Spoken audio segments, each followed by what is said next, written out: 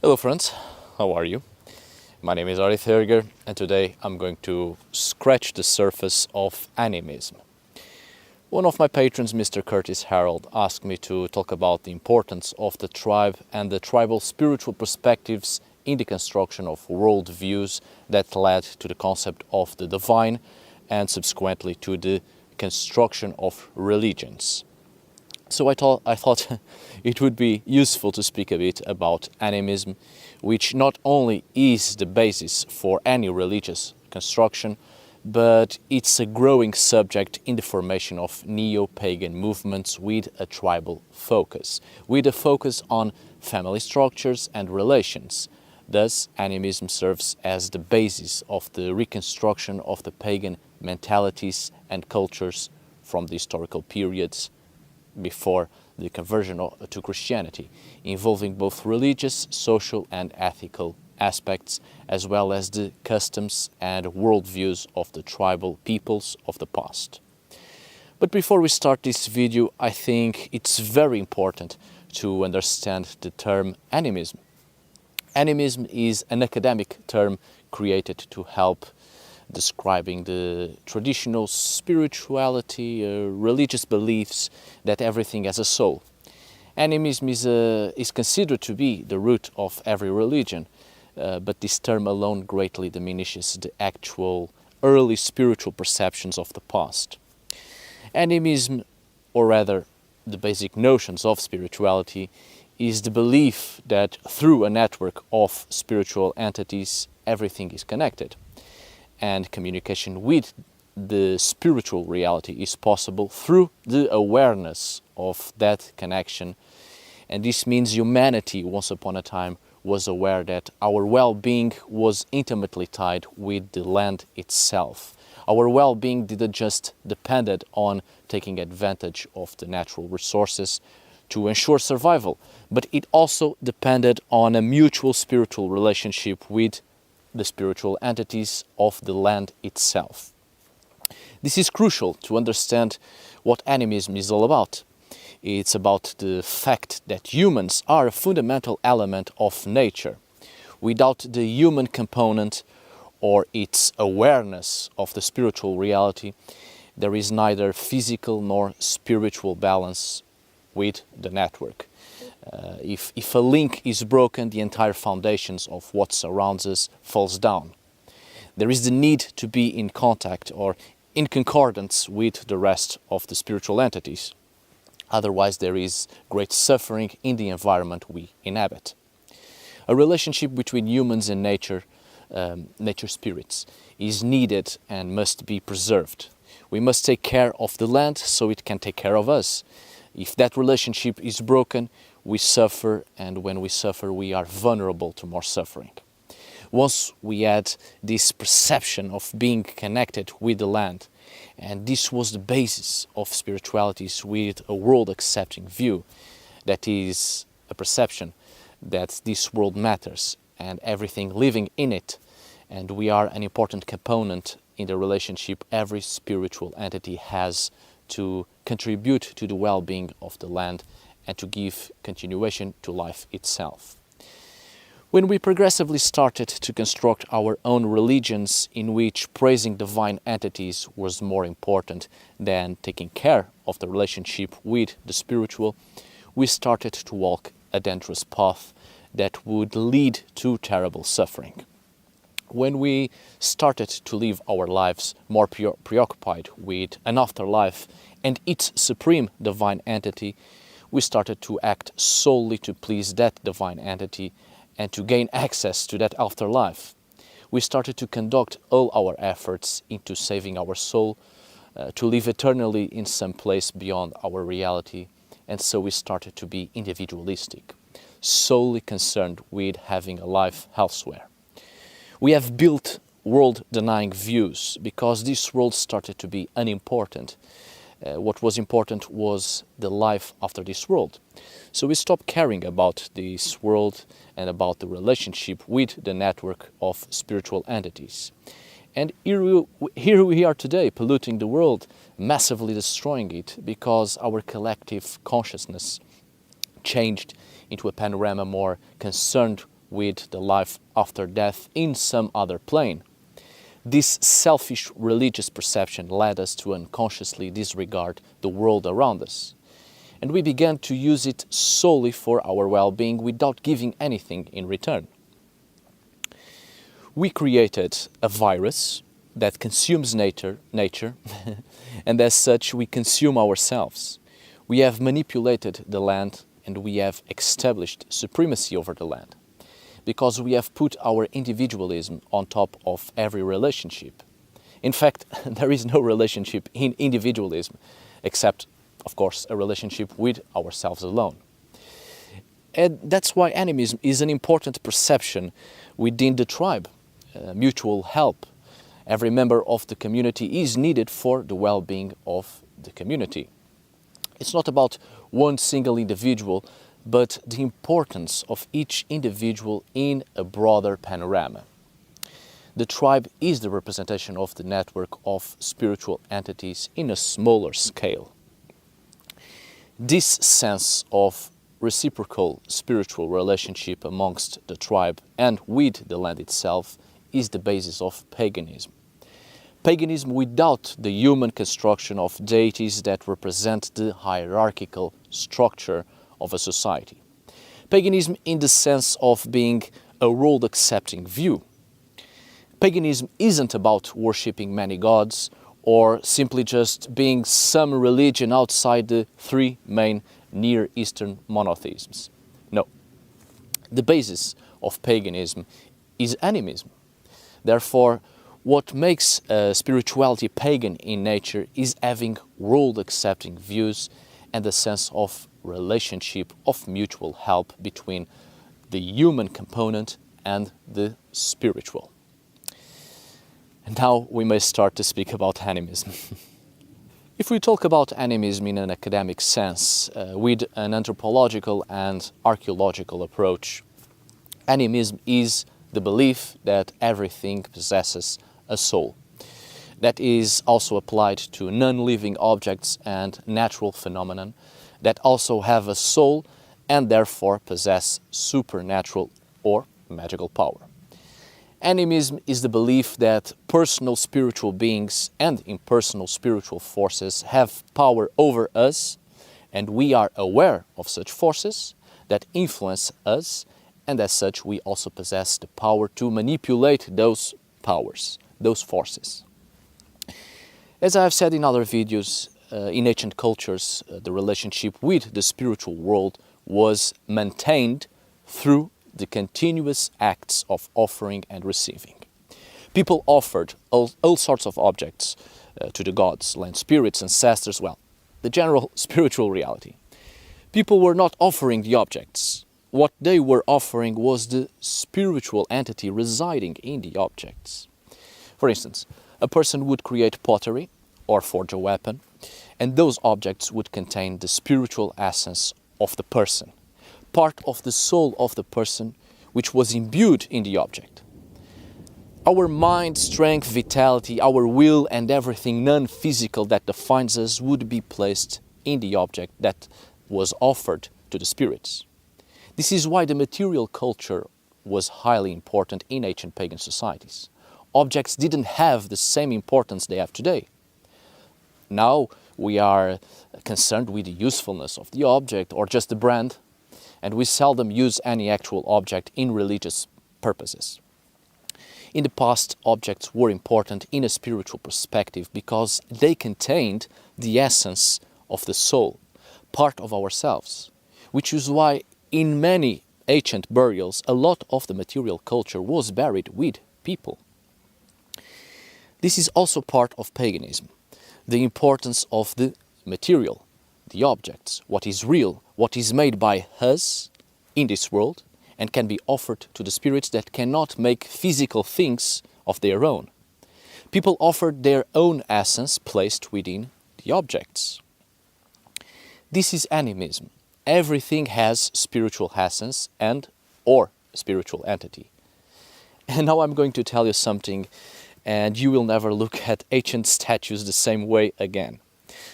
Just a quick example so you might understand how the animistic spiritual perception goes. There is a reason why many ancient statues are missing a nose or arms. The likely scenario is that because such parts of a statue, of a human figure, are much more ample, much more external than the rest of the volume of the body, they are easily broken due to the elements or carelessness from the part of archaeologists, which happens. I've broken a few things. But this is a short-sighted view only focused on the rational. To ancient societies, animism was still present in their religions, which means if objects contained a soul, and therefore have supernatural and magical power, a spiritual entity could also inhabit a statue. In fact, the earliest creations of statues, of wooden anthropomorphic figures or little animal totems, well, some material that contains a clear representation of a living thing, was precisely so that the spirit of that thing could live in the object made to resemble its image. Contacting with the objects was contacting with the spiritual entity living in it. People were not worshipping the image, they were worshipping the spiritual entity living in it. So, ancient statues are missing limbs because they were purposely broken. The left arm was to give, to offer, and the right arm was to receive in turn. If the statue loses its limbs, the spiritual entity can no longer act through the statue, can no longer receive or give. People from outside a specific culture would break the limbs of the statues of another culture to stop it from offering and receiving blessings. Statues serve to have the spiritual entity, be that divine, land spirit or ancestor, serve to have it on the physical world to act in a physical way. But how do you kill the statue? How do you completely take out the spirit in it? You broke its nose to prevent it from breathing. This doesn't just happen in statues, this also happens in representations of figures in flat surfaces without relief. Limbs and noses, and sometimes eyes, purposely removed by making holes in the surface. So the next time you see an ancient statue missing a nose, you know it was purposely broken to prevent it from being alive, to prevent it from breathing. And this is exactly where I want to get. The Latin term animus means the rational, soul, intelligence, consciousness, and mental powers. Anima means soul, living being, the mind and breath. The archaic terms of every culture to describe the soul, almost all of their linguistic roots simply mean breathing or breath. In most mythologies, the myths of creation start with the breath, either of the world itself, or the breath of the cosmos, or the breath of some deity. The breath gives life. I've spoken about this before for the Norse mythology. The term "hånd" was the Norse word for both spirit and breath. Hånd was what gave life and animated the body in the myth of Odin, Vili and Ve, or Odin, Hönir and Lodur, when they found the first human being, a log, a piece of wood, and gave hånd, gave it breath, and so they animated the body. The cosmic being Hymir literally means screamer, unleashing breath with great violence, thus creating the cosmos and all living things. The gods are the descendants of Ymir. Hymir is the ancestor of the gods. Galdr, singing incantations, is exactly that, unleashing the hånd, one's breath, to give life to something, to project one's soul and imbue something with power, with life, with magical power. Incantations. The Old Norse peoples often said one's breath is one's soul. We have been given life through the breathing of nature, and being part of nature, we also have the same capacity to give life to a certain extent with our breath, with our singing words. Galdr, to imbue something with life and purpose. On another video I have compared hånd with the Inuit Sila. In Inuit mythology, Sila is the breath and the spirit. Sila is the breath of life, and it's also the deity with the same name which is the god of the sky and the wind, the personification of the breath of the world that gives life. Silap Inua, possessor of spirit. Sila is also the substance of which all souls are made of. It's in living tribal spiritualities, animistic in nature, that we find parallels with ancient mythological accounts that contain traces of animism. So now you might better understand the ancient animistic belief that spiritual entities could inhabit objects, just like objects with representations of the spiritual entity people wanted to have contact with. Hence, the reason why noses were purposely broken in ancient statues, to prevent it from breathing. No breath, no life, because breath is the divine spark. It's the element of nature that gives life. This is why in shamanism, particularly in cultural traditions of the Arctic regions, it is believed that when a person is born, it will only possess a soul when the baby draws its first breath.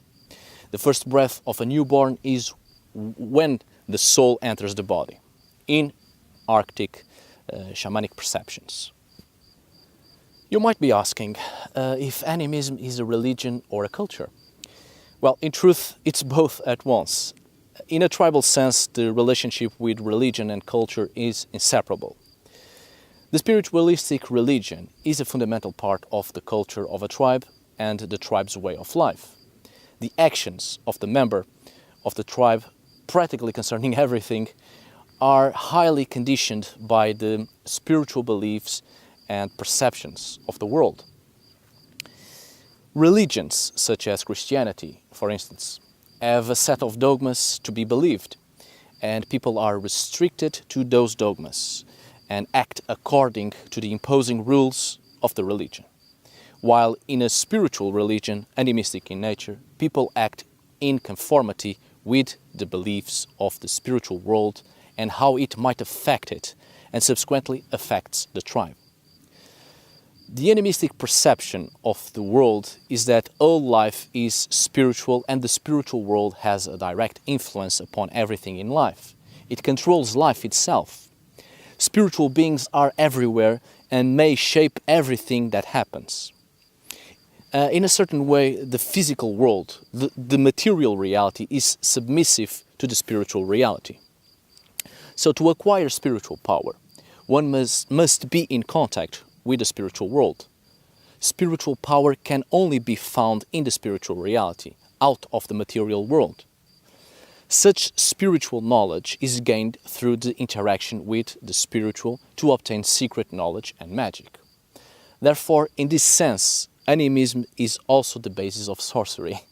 The hidden secrets are obtained beyond the physical.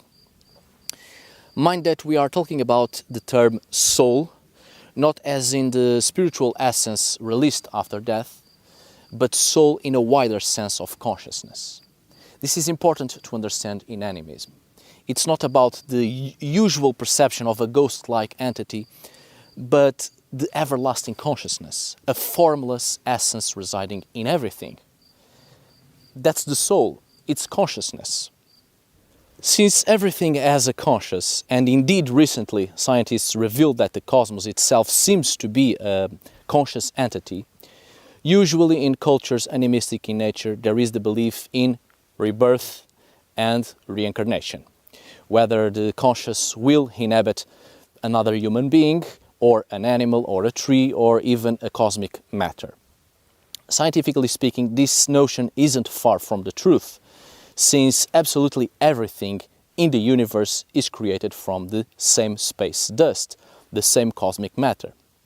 We are all organisms made from the dust of stars and protocosmic matter, and all matter is recycled and reused once it's destroyed to create new life.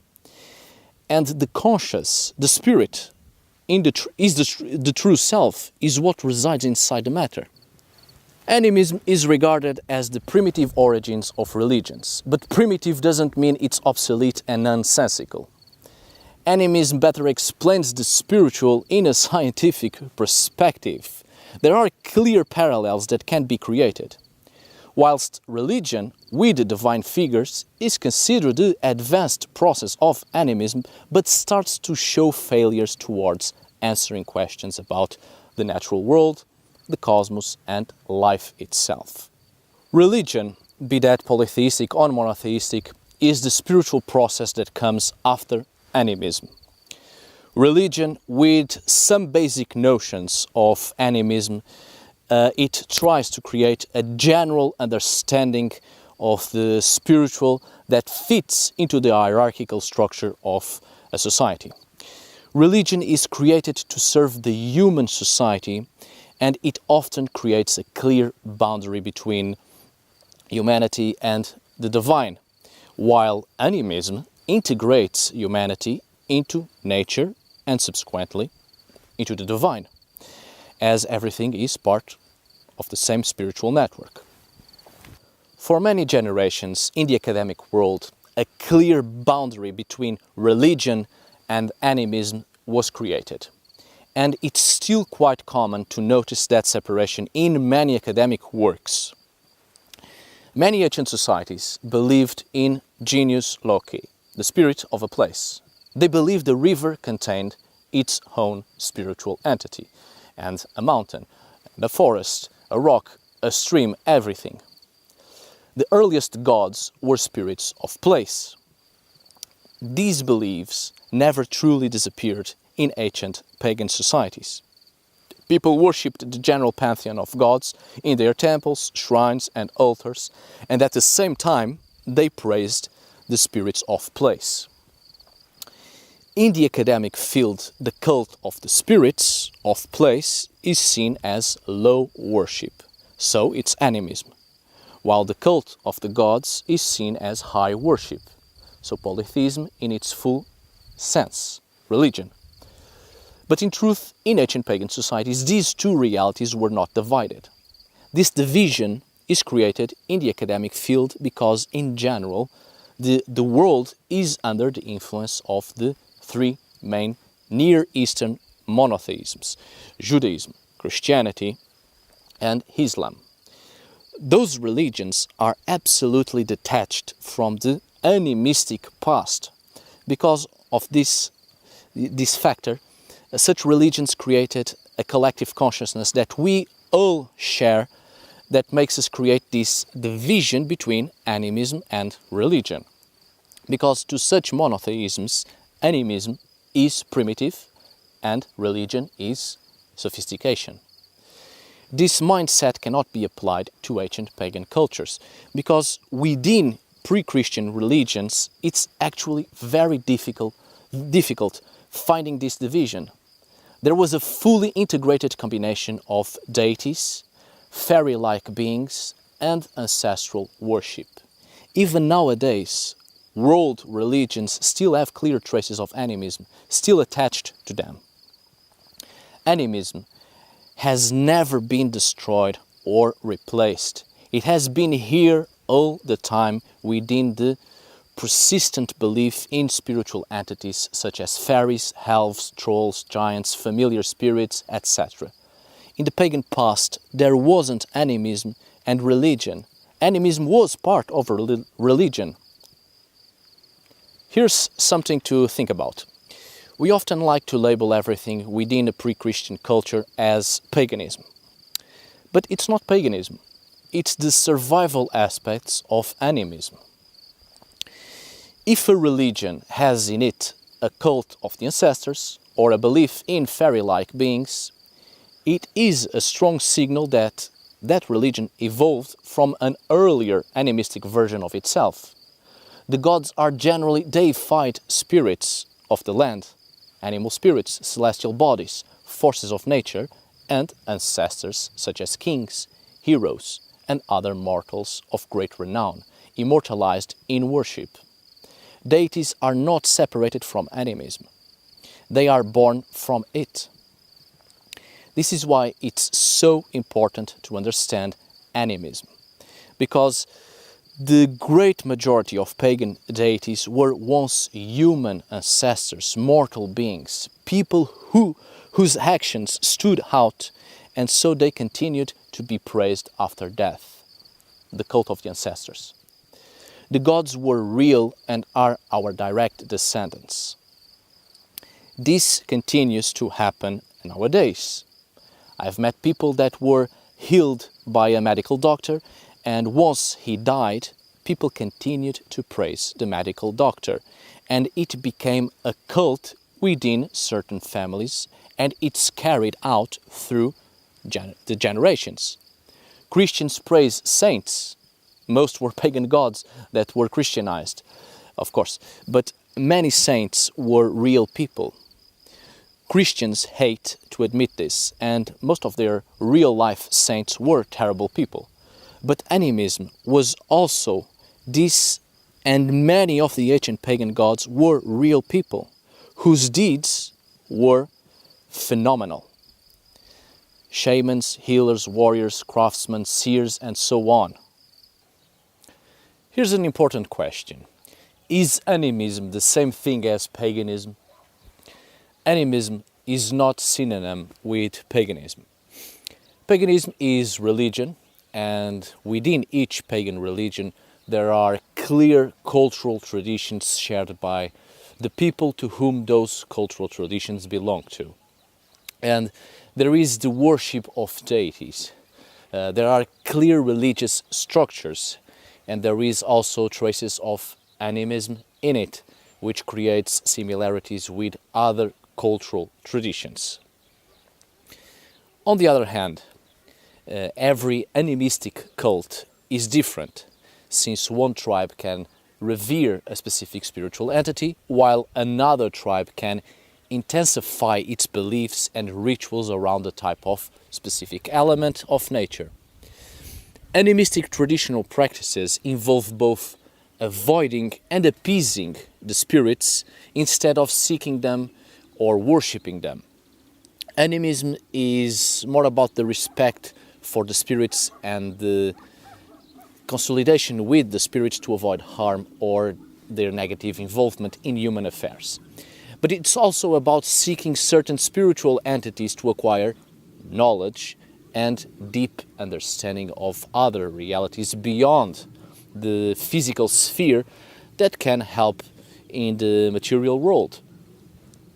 Animism is animism, and in it, shamanism, totemism, fetishism, the cult of the ancestors, the relationship with the spirits are spiritual realities.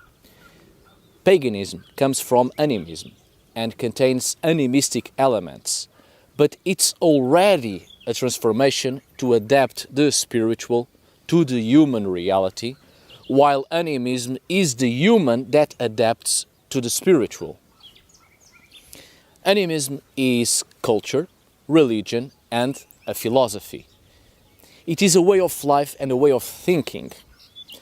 Animism is the personal relationship we have with nature and with the non-human spirits that inhabit nature and are part of it. It is a relation of mutual respect and to give value to all things and all beings, visible and invisible. Within a balanced ecosystem, all life serves a purpose. Animism is the spiritual action of building an awareness and relationship with the spirits of plants, trees, animals, insects, the elements, forces and spirits of the dead. When you live within nature, you are part of it. Whether you accept it or not, you are not separate from it. It becomes extremely important to be aware of our surroundings because our survival depends on the knowledge we have and respectful treatment towards the land itself. It's not only about the survival as in the continuation of the species, but also preserving mental and physical health, maintaining a healthy balance with the surroundings and with other human beings. Animism is the original spirituality. So I rephrase what I've said earlier. Animism is not religion. Animism is the primordial foundation of every religion. We have come to a point in history that it's really hard to take it seriously, all this stuff about gods and spiritual beings of nature, elves, fairies, trolls and giants and whatnot. Certainly, it's good entertainment to read the folk tales tucked in our beds with a nice cup of tea. But we fail to see the bigger picture here, and it's not entirely our fault.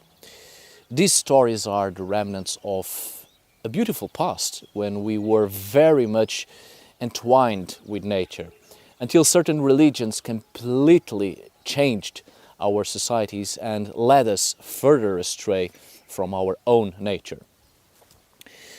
I see nowadays things are changing and people want to be in contact with nature once again. But still, in our minds, nature is beautiful and sometimes serves a purpose and no more than that. To really return to our roots and to understand our cultural heritage, we must first change our world perceptions and interiorize that the spiritual element we so fervently seek in human-made structures, holy books and physical representations of the divine isn't there at all.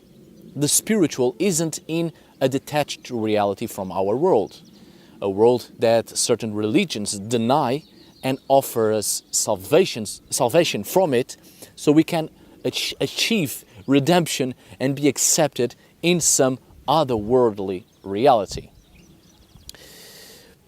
There is a hollow feeling inside most of us, a cold sense of detachment from the world around us precisely because we have been taught to detach ourselves from this world and seek a reality elsewhere, far from our physical grasp. The spiritual is here, under every root and stone, within every tree and animal, in the wind and in the earth. We must accept this world and seek the spiritual in it, not somewhere else.